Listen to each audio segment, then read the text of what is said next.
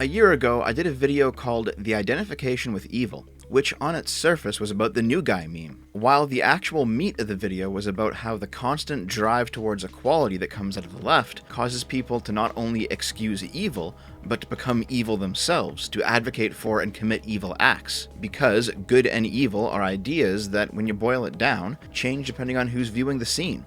And there's no reason for them to privilege any one person's view over anybody else's. Meaning, when your average person reads the original New Guy comic, it seems like the new guy is the good person in the situation, and the purple-haired SJW midget is the evil person. When the new guy says, "How would you like it if somebody stole from you?" he's appealing to a specific moral framework. A society that values property rights will consider stealing immoral, no matter who's doing the stealing and who the victim is. Because you wouldn't want to be stolen from, therefore you should not steal from other people. Meanwhile, the purple hair thinks it's okay to steal from PewDiePie. Yes, the comic's reference to when PewDiePie's house got broken into. Because he's rich, he's white, he's a gamer, etc, etc. She has a moral system where these intrinsic qualities of the victim means that it's good to steal from them. The author of the comic herself is a social justice warrior, and she intended for the new guy to come off as entirely unreasonable. The fact that the public's overwhelming reaction to it was to side with the new guy, to the point that he became a meme, is a testament to just how dislodged from reality the author actually was. But what makes her wrong? Why shouldn't we accept her position to be just as equal as his? And no, I'm not just bringing up an old meme for the fun of it. If you spent any time on Tumblr before the great migration from Tumblr to Twitter, you'll notice that fandom communities are the most toxic things around. If you like the wrong shows or movies, you're problematic and a bigot. If you play a video game the wrong way, you're problematic and a bigot. Ship the wrong characters together, that is, believe that person X and person Y in the show or whatever would make a good romantic couple, and you're problematic and a bigot. Yesterday, this thread went I knew you would lock your account. I was right to archive this thread. This thread went viral, and it's long and cancerous, but it's worth talking about. This card does such a good job explaining why pro-shipping is bad, holy shit. I am now going to have to fill your brain with some absolutely useless information. I apologize in advance. Pro-shipping is when a person respects other people's fictional romantic pairings regardless of their own personal feelings toward that pairing. So, for example, let's say you don't like the idea of Rey and Kylo Ren as a romantic pairing in the Star Wars sequels. Let's say personally you'd prefer that Rey get together with Finn. Now let's say your friend prefers Rey and Kylo together. If you're a pro-shipper, you are declaring that you will not harass your friend over your difference of opinion regarding who Rey should get with. Just so I make sure you got all that. This person is saying that pro-shipping, that lack of harassment over differences of opinion regarding fictional romantic pairings, is a bad thing. So, this card does such a good job explaining why pro-shipping is bad. Let's see their position. I'm gonna paraphrase it, because to be honest, my life is short enough already without spending even more time reading all of this out to you. Fiction doesn't affect reality. If that were true, representation wouldn't matter. And if we accept representation in media matters, then representing, say, adults with children, like with lolly art, normalizes pedophilic abuse and grants pedos platforms. Therefore, art actively harms victims and validates abusers. People can ship who they want. Why do you want to ship incest or pedophilia? Even if it's fictional, your ship of them says you justify those actions. Letting people ship who they want justifies racist and LGBT-phobic caricatures. And this is like people using memes to recruit kids to the alt-right. I'm coping with my own trauma. Then you should be sensitive of how your ship traumatizes others. You're censoring us. You dogpile creators and threaten them offline for making Nessa in Pokemon the wrong shade of brown. If you use your artistic expression to say bad things, it is only natural to deplatform you. Also, considering our righteous anger as abusive is an alt-right dog whistle, because racists who commonly present their racism always claim the moral high ground over BIPOC people who are angry at their racism. It's not my responsibility. You expect traumatized people to jump through hoops to avoid being re-traumatized? No, the onus is on you to self-censor. I'm only ironically racist for the memes leads to it's only fictional pedophilia and incest and rape leads to it's only online white supremacy. Therefore, we should stop it all at the source. Maybe you noticed while I was going through all that, but on some level, both sides of this argument are cancerous, and the correct response to the whole thing is fuck off. It's certainly weird when an artist draws lolly, and I don't approve personally, but I would never censor somebody who does it. How did we get to this point, though, where the types of art you consume or create are not only a barometer of whether or not you're secretly a bigot, but actually its own vector of oppression, like race or gender or class? Let's go back to the source. What is the philosophical underpinning for legal equality between people of different races? Well, in the Western liberal sense, it's that being of another race.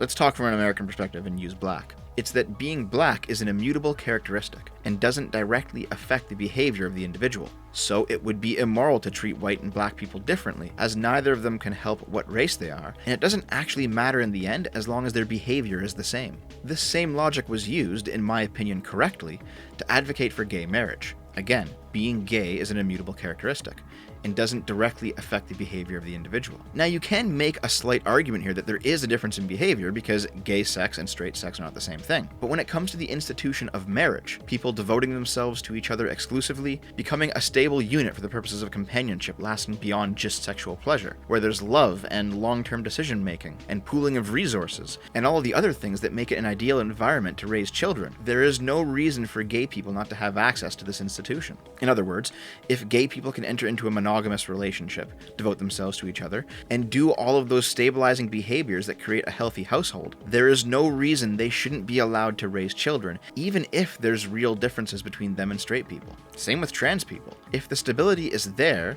there's no reason a cis man and a trans woman can't get married and raise kids in a mainly traditional manner, despite the obvious non-traditionalness of their relationship, because an individual's positive habits are more important than their immutable characteristics. Everything sounds good so far, at least to me, but as you continue through the progressive stack, we start to hit roadblocks. What about fat phobia and thin oppression? I did a video laughing at the idea a little bit ago, but let's seriously think it over. Can fat people be oppressed? Using intersectionalist logic, certainly. But is being fat an immutable characteristic, like being black, gay, or trans? Well, of course not. Some people have hormonal issues that make it so that their rate of gaining or losing weight is different. Some people are injured and therefore they can't work out as easily. Some people are legitimately traumatized and they use eating to cope. But all of these issues are ultimately secondary to calories in, calories out. If you put a fat person on a deserted island, I don't care what hormonal issues they have, they will lose weight as they starve. Hormonal issues do not override the laws of thermodynamics. The formula we've been using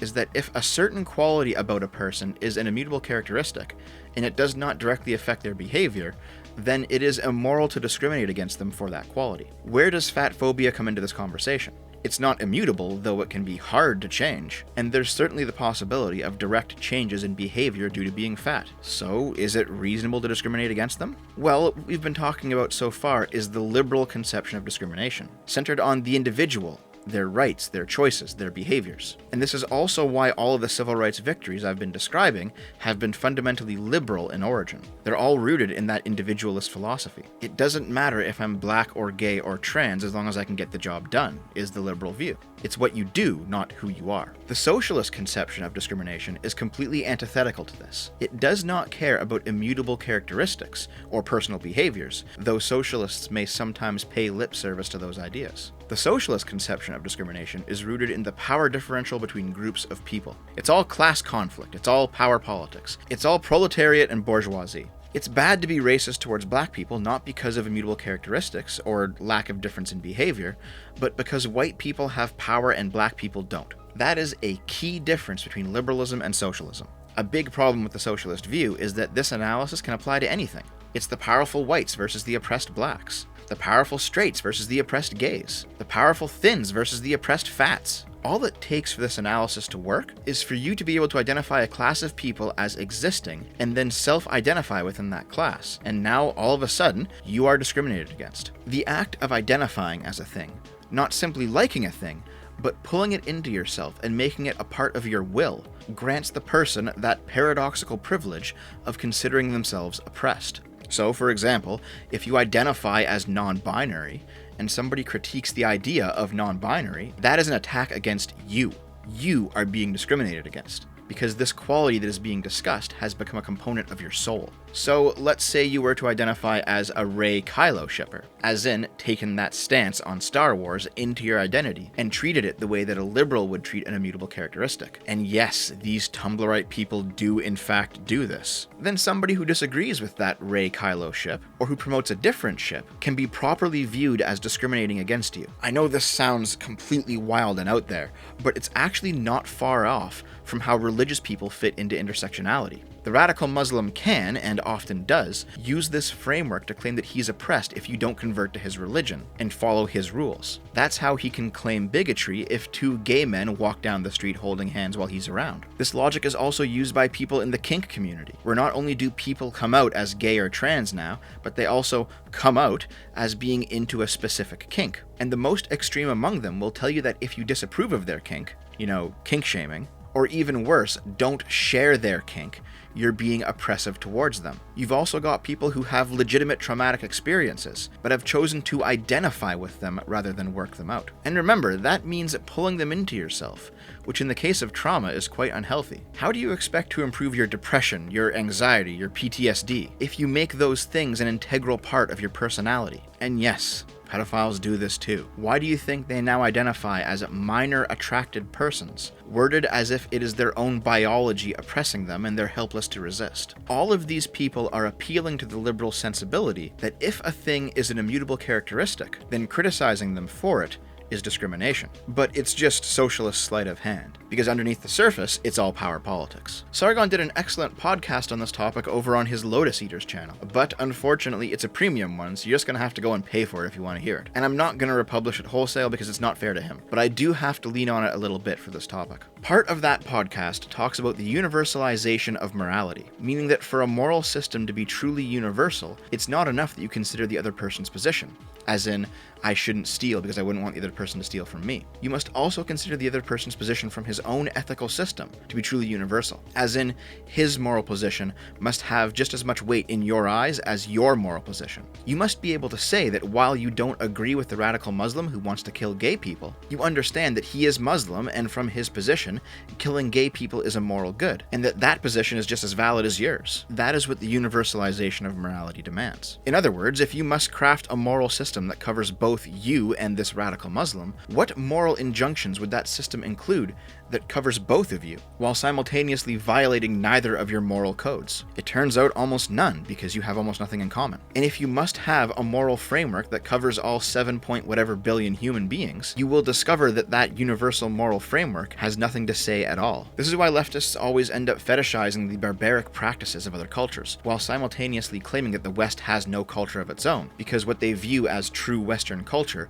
is this universalizing process. They have no objection to the Muslim because to him, instituting Sharia law is a moral good. They have no objection to the pedophile because from his position, he is good to do what he does. And when something inevitably goes wrong, when this system inevitably fails, they must blame everything but the individual. Society, culture, white supremacy, the police, their parents, whatever. Because to hold the individual accountable for their actions is to imply that the liberal position, that the values of our culture, actually hold some weight. This is why almost every single martyr that Black Lives Matter holds up seems to have a spotty past. Or why Kyle Rittenhouse can shoot 3 leftist agitators attacking him, and randomly manage to hit a rapist, a pedophile, and a wife-beater. Or why whenever we see the mugshots and records of various Antifa rioters, they always end up being thugs. This is also why cancel culture is fundamentally a leftist idea. To say one thing wrong, one bad tweet, one misspoken sentence, one drop of wrongthink, is to cast doubt not only on that specific instance of the moment, but to oppose the entire moral framework that they've built up, where we are all obligated to grant an equal moral weighting to everybody's point of view. And of course, if the Christians are wrong and there is no true objective morality as enforced by God, then it only makes sense that this would be the final end of socialist thought. Everybody's equal. Everybody's moral position intrinsically holds no value over anybody else's. Nobody has the authority to judge anybody else. And so, the morals of such a society must necessarily be no morals at all. Such a society has no reason to ban political violence, and in fact may deify it. Such a society even has no reason to ban sex with children. The consequentialists among the left will complain on the basis of bad outcomes, but even they have no method to determine that what they consider to be a bad outcome isn't considered a good outcome to the person committing that act. And since that person's position must hold just as much moral weight as them,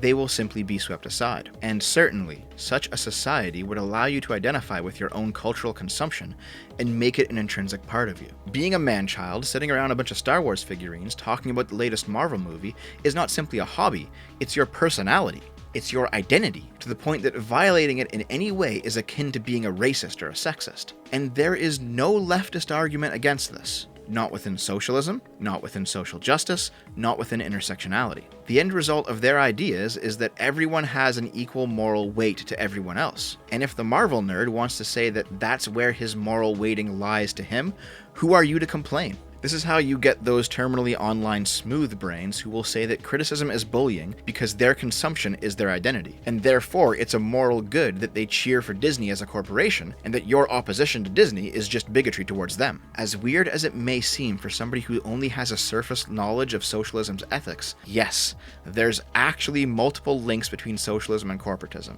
And yes, as I've just shown, demanding that your identity be considered sacred is one of those links. The only real counter to this whole thing, as far as I can see, is to actually have some standards and stick by them, even when times get tough. To be brave enough to tell somebody when they're doing something wrong that they are in fact doing something wrong. We can discuss where the source of that sense of right and wrong comes from in a future video, because I don't think it lies in religion. But for now, I'll just leave you with this. It's generally good to be polite.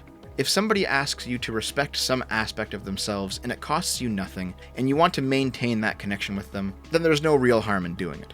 But if someone demands it from you, or if their request makes no outward sense, or if they get irrationally angry when you refuse or question them, then you know it is a power play. And now you know why they're doing it. You know what the power is, you know where it leads, and you know that you should absolutely deny them. It's not just words, it's not just being respectful or being polite or making people feel safe. It is an active attempt by them to erode your own morality. And if you value your character, you shouldn't let them do it. Thank you for watching, my friends. If you enjoyed this video, please feel free to share it around and do all of the other algorithm positive stuff that the YouTube engagement metrics like. I don't know. Sub for more, or hit up my Patreon or Subscribestar if you want to keep it coming. And be sure to stick around, because I'm putting up a new video every single day. So, I'll see you tomorrow. I love you.